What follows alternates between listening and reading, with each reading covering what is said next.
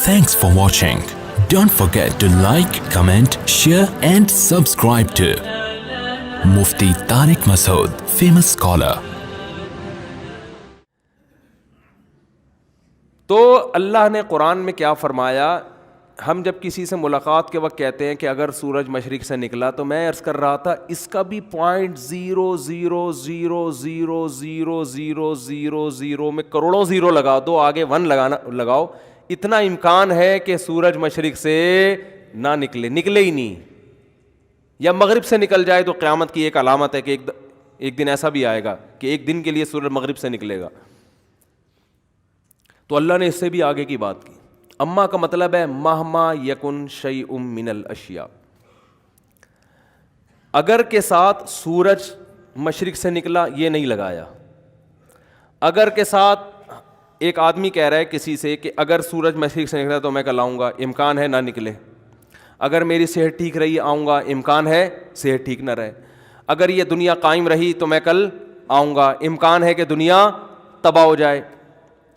ایک شرط یہ ہوتی ہے کہ اگر دنیا میں کوئی بھی کام ہوا، اگر کچھ بھی ہوا تو یہ کام ہوگا. شرط میں اتنا عموم پیدا کر دو کہ کچھ مہما یکن شیء من الاشیاء، دنیا میں جتنے بھی کروڑوں اربوں کام ہے نا، کھربوں کام، ان میں سے ایک کام بھی اگر ہو گیا تو یہ لازمی ہوگا. کیا مطلب؟ اب اس میں نو کا آپشن ختم ہو گیا. دنیا میں کچھ نہ کچھ تو کسی بھی ٹائم پہ ہوتا ہے کہ نہیں ہوتا؟ کائنات تباہ ہو گئی تو یہ بھی تو کچھ ہوا کہ نہیں ہوا؟ کائنات نہیں تباہ ہوئی تو یہ بھی کچھ ہوا کہ نہیں ہوا؟ تو اللہ نے شرط لگائی فاما من طغى، جس نے نافرمانی کی، وآثر الحیات الدنیا. نافرمانی میں ہر ایک کی اپنی ڈیفینیشن ہے. ہر آدمی نے اپنے آپ کا ایک الگ مذہب بنایا ہوا ہے، اور وہ نافرمانی کر کے بھی کہتا ہے کہ میں خدا کا فرما بردار. لہذا اللہ نے نافرمانی کو ڈیفائن کیا ہے کہ نافرمانی کی ڈیفینیشن کیا ہے. آثر الحیات الدنیا، جہاں دنیا اور آخرت کا ٹکراؤ ہوا اس نے آخرت کو برباد کر کے کس کو فوکس کیا؟ دنیا کو. اٹ از کالڈ نافرمانی، اٹ از کالڈ طغیان. کیا انداز ہے قرآن کا!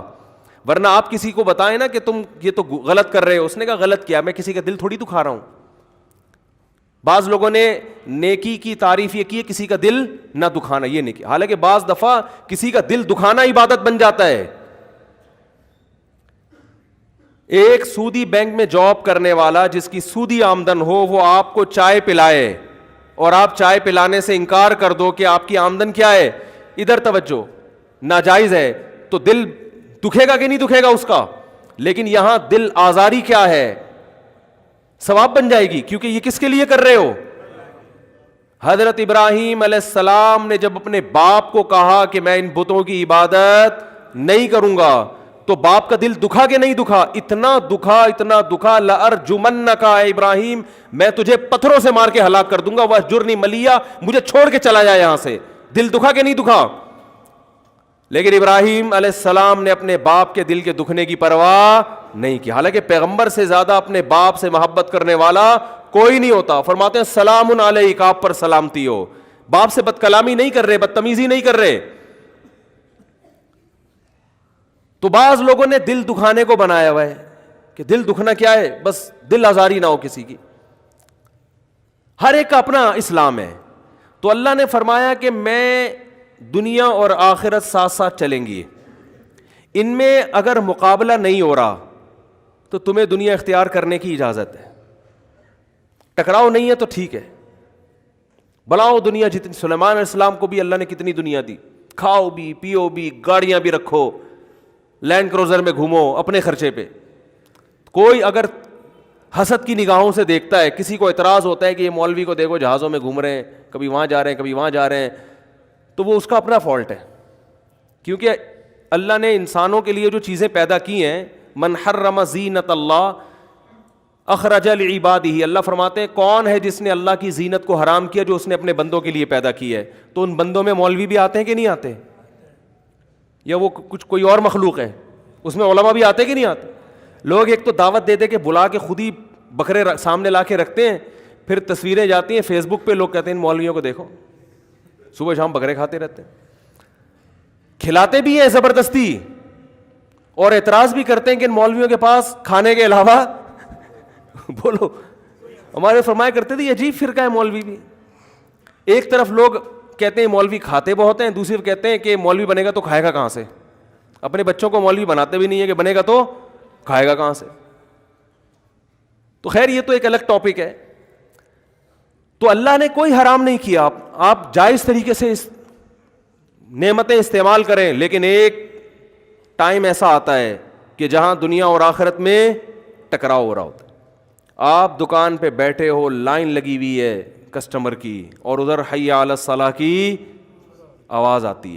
قرآن کہتا ہے فی بیوت اذن اللہ ان ترفع ویذکر فیہا اسمہ یسبح لہ فیہا بالغدو والآصال رجال لا تلہیہم تجارت ولا بیع عن ذکر اللہ. فرمایا کچھ ایسے گھر ہیں اللہ کے کہ جب اللہ کی طرف سے اذان کی آواز اور اذان کی ندا لگائی جاتی ہے تو میرے کچھ نیک بندے بازاروں میں, مارکیٹوں میں ایسے بھی ہیں کہ جنہیں تجارت اور خرید و فروخت اور کسٹمر کا رش وہ اللہ کی یاد سے غافل نہیں کرتا. اس کا مطلب اللہ, آپ تو کسٹمر کو دیکھ رہے ہو ہے بھائی, اذان کے وقت آپ دیکھ رہے ہو کس کی دکان پہ کتنا رش ہے, کون سی چیز کہاں زیادہ سستی ملے گی. اللہ یہ نہیں دیکھ رہا, اللہ دیکھ رہا ہے کہ جب حی علی الصلاح کی ندا ہوتی ہے کون دکان کا شٹر گرا کے مجھے سجدہ کرنے کی طرف دوڑتا ہے اور کون نہیں دوڑتا. اللہ یہ دیکھ رہا ہے. ہم کچھ اور دیکھ رہے ہیں اس مارکیٹ میں کون سی چیز سستی کون سی مہنگی, مارکیٹ کے ریٹ کیا ہیں, فلاں کپڑا کہاں سے ملے گا, یہ ڈیزائن کہاں سے ملے گا, کس کی تجارت اچھی, کون بیچارہ دکان میں سارا دن بیٹھ کے مکھیاں مارتا ہے, کون بزنس کر رہا ہے. یہ ہمارے ہیڈک ہے. اللہ فرماتے ہیں میں دیکھ رہا ہوتا ہوں اور میں ان کو دیکھ کر اپنی کتاب میں ان کی تعریفیں کر رہا ہوتا ہوں. فی بیوت اذن اللہ ان ترفع ویذکر فیہا اسمہ یسبح لہ فیہا بالغدو والآصال رجال لا تلہیہم تجارت ولا بیع عن ذکر اللہ. فرمائے ان گھروں میں ایسے لوگ آتے ہیں جن کو مارکیٹوں کا جو رش ہے اور کاروبار کی جو گہما گہمی ہے وہ ان کو میری نماز سے غافل نہیں کرتی, اور صبح اور شام وہ یاد کرتے ہیں مجھے. 24 گھنٹے میں ایک دفعہ نہیں, صبح کے وقتوں میں بھی آئیں گے جن میں فجر ظہر کی نماز ہے, اور شام کے وقتوں میں بھی آئیں گے جن میں عصر مغرب اور عشاء کی نماز ہے. کیوں آتے ہیں؟ سوال پیدا ہوتا ہے, اللہ یہ کیوں آتے ہیں؟ اتنا بزنس چھوڑ کر, اپنا کاروبار چھوڑ کر لوگ کسٹمر کو تلاش کرنے کے لیے لوگ ترستے ہیں, اور یہ بھیڑ چھوڑ کر دکان بند کر کے کہاں جاتے ہیں؟ مجھے سجدہ کرنے کے لیے. اللہ فرماتے ہیں اس لیے آتے ہیں یخافون یوما تتقلب فیہ القلوب والابصار. انہیں پتہ ہے کہ ایک دن ایسا آنے والا ہے جس دن ایسا حساب ہوگا کہ خوف کے مارے آنکھیں پلٹ جائیں گی اور دل الٹ جائیں گے, دل دھڑکنا شروع کر دیں گے خوف کے مارے. اس دن کا خوف ان کو نماز کے وقت تجارت سے غافل کر دیتا ہے. اور جو بدبخت ہیں وہ اس دن کو بھولے ہوئے ہیں, وہ اسی دنیا کو اصل سمجھ بیٹھے ہیں اور اسی میں اپنی زندگیاں برباد کر رہے ہیں, کھپا رہے ہیں. تو میں بات ختم کروں جلدی سے. اللہ نے فرمایا کچھ بھی ہو جائے, کچھ بھی ہو جائے, میرا قانون یہی ہے کہ من طغا, جس نے میری نافرمانی کی. اور نافرمانی کی ڈیفینیشن کیا ہے؟ جہاں دنیا اور آخرت میں ٹکراؤ ہوا. آثر الحیات الدنیا, اس نے ایسے موقع پہ دنیا کو ترجیح دے دی. جہاں ٹکراؤ نہیں ہو رہا وہاں سب دین پر عمل کرتے ہیں, وہاں تو سب دین پر عمل کرتے ہیں.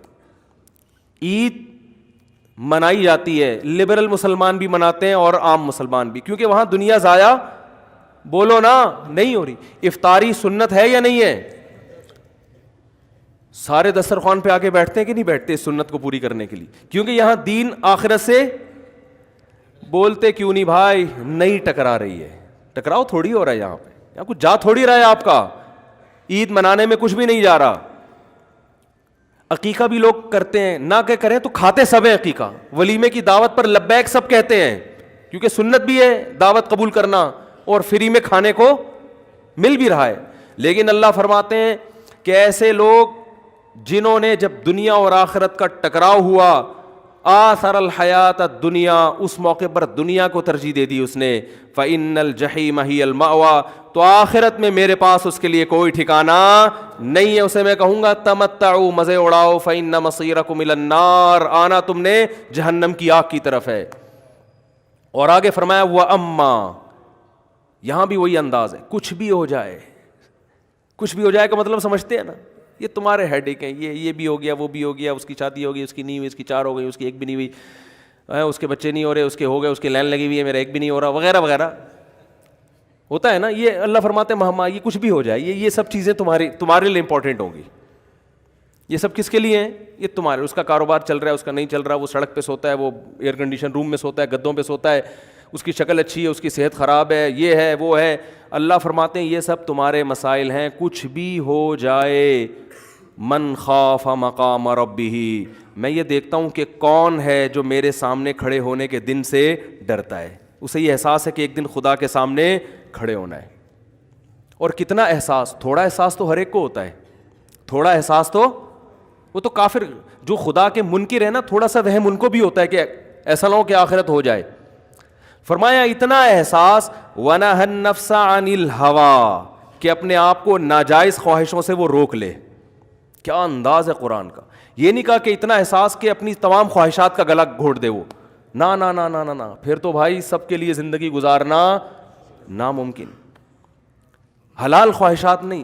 نہى النفس عن الہویٰ، اپنے آپ کو، الہویٰ الف لام عہد کا ہے، کہ اپنے آپ کو ان مخصوص خواہشات سے روک لے جو میں نے حرام کی ہیں. فإن الجنت ہی المأویٰ، فرمایا جنت کے باغات اس کا ٹھکانہ ہے. کیا مطلب؟ جنت کی ڈیفینیشن کیا ہے؟ لکم فیہا ما تشتہی انفسکم، تم نے اپنی خواہشات کو میرے لیے قربان کیا تو ایسی جگہ اللہ نے بنائی ہے جہاں خواہشات پوری ہونے کے علاوہ کوئی کام نہیں ہے. وہاں اس کا نام ہی خواہشات کے پوری ہونے کی جگہ ہے. تو بھائی اس دن کے آنے سے پہلے پہلے اپنے بارے میں جہاں ہم نے اتنی چیزیں سوچی ہوئی ہیں کہ میری صحت کیسی ہے، میرے دانت کیسے ہیں، میرے کپڑے کیسے ہیں، میری بیگم کیسی ہے، میرا میاں کیسا ہے، میرے ابا کیسے ہیں، میرے کاروبار کیسا ہے، میرے پاس کتنی جائیدادیں ہیں، وہاں تھوڑا سا اپنے بارے میں یہ بھی سوچ لیں کہ میں فرما برداروں کی فہرست میں ہوں یا نافرمانوں کی، میں جنت کی طرف جا رہا ہوں یا جہنم کی طرف. اس کو سب سے پہلے فوکس کرنا ہے. جیسے میں نے عرض کیا تھا نا کہ ہم جب پیسہ خرچ کرتے ہیں تو ہم کہتے ہیں بہت سے ضروری کام ہیں وہ نمٹ جائیں تو پھر فی سبیل اللہ اتنا اماؤنٹ خرچ کریں گے. یہ نہیں پتا کہ آخرت کے لیے اتنا اماؤنٹ کرنا بھی ضروری کاموں میں داخل ہے، وہ سب سے پہلے ہے. بلکہ کیونکہ جن ضروری کاموں کو آپ ضروری سمجھ رہے ہو ان کے پورا کر سکو گے نہیں کر سکو گے، زندگی مہلت ملے گی نہیں ملے گی آپ کو نہیں پتا. لیکن جو ضروری کام اللہ اس کے رسول آپ کو بتا رہے ہیں صدقہ اور خیرات کا، وہ کسی بھی وقت موت آ سکتی ہے اور اس ضروری کام کا موقع آپ کے ہاتھ سے ضائع ہو سکتا ہے. اور آپ کی پھر جو موت کے وقت کنڈیشن ہوگی، قرآن کہتا ہے انسان کہے گا کہ اخرنی الی اجل قریب، ہے اللہ تھوڑی دیر کے لیے مہلت دے دے، فاصدقا، مجھے زندگی مل جائے تاکہ میں صدقہ کروں. میں اتنا اماؤنٹ تو میں تو مدرسہ بنانا چاہتا تھا، میں تو اتنے اماؤنٹ سے ایک مسجد بنانا چاہتا تھا، مجھے ٹائم نہیں ملا. اللہ فرماتے ہیں کہ مرتے وقت کہے گا کہ اللہ تھوڑی سی مہلت دے دے. اللہ فرماتے ہیں وَلَن يُؤَخِّرَ اللَّهُ نَفْسًا إِذَا جَاءَ أَجَلُهَا، اللہ کا قاعدہ ہے کہ جب موت کا وقت آ جاتا ہے ہرگز اللہ کسی کو مہلت نہیں دیتا. تو بھائی اپنے بارے میں میری بھی ذمہ داری، آپ کی بھی ذمہ داری کہ ہم اپنے آپ کو پرکھیں کہ ہم باقی چیزوں کو تو بہت فوکس کر رہے ہیں، صحت کے حوالے سے بھی، اور سب سے زیادہ تو دولت اور کاروبار کو فوکس کیا جاتا ہے. صحت کو بھی دوسرے درجے میں رکھا ہوا ہے لوگوں نے. پیسہ ہے تو بھلے کوئی فرق نہیں پڑتا، بیمار بھی ہو کوئی بات نہیں، پیسے والا ہے. غریب آدمی صحت مند ہے تو غریب ہے، کیا فائدہ صحت کا؟ حالانکہ صحت پیسے سے بڑی نعمت ہے، لیکن پیسے کو فوکس کیا جا رہا ہے. نہ سونے کا ٹائم، نہ جاگنے کا وہ کوئی شیڈول ہے. تو اس لیے اپنے بارے میں ہمیں کیا کرنا چاہیے؟ محاسبہ. ہمارے فرمایا کرتے تھے، بس آخری بات، کہ موقع پہ اگر اللہ یاد آ جائے تو اس کا مطلب آپ اللہ کو یاد رکھتے ہیں. موقع کیا؟ جب بھی ناجائز کام آئے اس وقت اللہ یاد آ جائے کہ خدا نے اس پہ پابندی لگائی ہے. اللہ نے کیا لگائی ہے؟ پابندی. اس پابندی پر آپ نے عمل کر لیا تو اللہ فرماتے ہیں وَنَهَى النَّفْسَ عَنِ الْهَوَىٰ، اس نے آخرت کے خوف سے اپنے آپ کو بری خواہش سے روک لیا. اللہ فرماتے ہیں، تسلی دیتے ہیں، تیرے لیے خوشخبری ہے، تیری ساری خواہشات اللہ پوری کرے گا. تھوڑا صبر کر لے, تھوڑا صبر کر لے. یہ بھی دیکھ لے جن کی خواہشات پوری ہو رہی ہیں وہ بھی مر جاتے ہیں. جوانی میں بد نظری کرتے رہو تو قبر میں موقع ملتا ہے بھائی. تو نظر جھکا لو گے تو بھی مرنا ہے, اٹھا لو گے تو بھی مرنا ہے. اللہ تعالی ہم سب کو سمجھنے کی, عمل کی توفیق عطا فرمائے. وما علینا الا البلاغ.